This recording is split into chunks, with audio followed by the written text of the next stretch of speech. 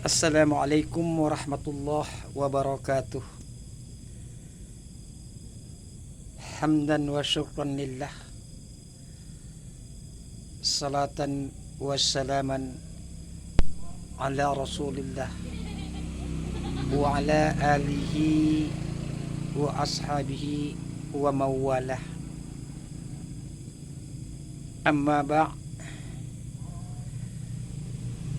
saudara-saudara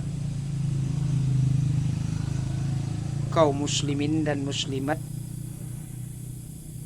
dimanapun Anda berada, Allah subhanahu wa ta'ala menciptakan manusia itu dengan sebaik-baik rupa, dengan seindah-indah bentuk. Laqad khalaqnal insana fi ahsani taqwim. Dan sesungguhnya Allah ciptakan manusia itu sebaik-baik bentuk dan seindah-indah rupa. Dalam proses kejadian manusia itu telah Allah jelaskan dalam Al-Quranul Karim, sebagaimana kita maklumi di surah Al-Mu'minun, diantaranya ayat 10 dan 11. Di sana Allah ceritakan proses bagaimana manusia itu Allah ciptakan,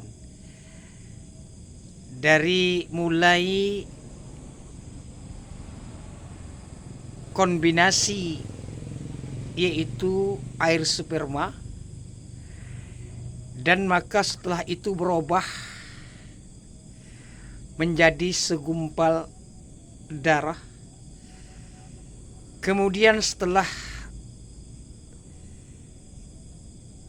terjadi segumpal darah itu, maka berubah lagi menjadi daging. Kemudian dari daging maka Allah tiupkan tulang belulang. Nah, setelah ini sempurna, maka Allah subhanahu wa ta'ala tiupkan ruh kepada manusia itu. Di dalam surah Asy-Syamsi ayat 7, 8, 9 dan 10. Di sana kata Allah, wa nafsiu wa masawwaha. Setelah manusia itu terbentuk, kemudian barulah Allah subhanahu wa ta'ala tiupkan ruh kehidupan kepada manusia tersebut. Wa nafsiu wa masawwaha. Allah tiupkan ruh kepada manusia. Setelah Allah tiupkan ruh, artinya telah bernyawa kita, maka kemudian fa'alhamaha fujuraha. Allah suntik, Allah injeksikan yang namanya fujur atau nafsu. Tidak cukup sampai di situ saja. Ketika fujur telah Allah masukkan dalam diri manusia itu, maka Allah masukkan pula satu unsur yang lainnya, yaitu unsur takwa. Wa nafsiu wa masawwaha fa'alhamaha fujuraha wa taqwaha. Nah, ini proses terjadi penciptaannya, proses terjadi penciptaan manusia itu. Karena konsep Allah subhanahu wa ta'ala menciptakan manusia itu dengan sebaik-baik bentuk dengan seindah-indah rupa berorientasikan kepada kehendak Allah itu sendiri. Karena memang kita manusia ini, manusia Allah ciptakan makhluk yang paling sempurna. Dengan kesempurnaan inilah Allah kasih dua unsur. Allah tiupkan puzur dan Allah kasih lagi yang namanya takwa. Jadi berorientasikan unsur puzur dan takwa ini, maka Allah ciptakanlah kita.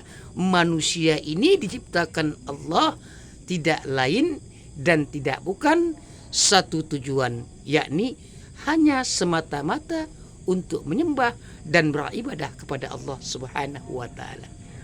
Wa ma khalaqtul jinna wal insa illa liya'budun, kata Allah. Tidak aku ciptakan jin dan manusia melainkan untuk beribadah dan menyembah kepadaku, kata Allah. Nah, inilah orientasi. Inilah matlamat Allah Subhanahu wa taala ciptakan kita ini. Kemudian Allah Subhanahu wa taala menciptakan kita ini, menciptakan yang namanya makhluk manusia itu beribadah. Nah, kesempurnaan dan keindahan manusia itu sendiri beda, tampil beda dengan makhluk-makhluk Allah yang lainnya.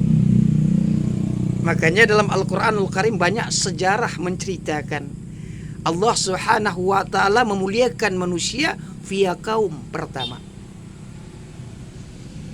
Dan kemudian di antara kaum ataupun manusia itu secara personal tidak bisa memanfaatkan dua unsur yang Allah berikan dalam diri kita ini.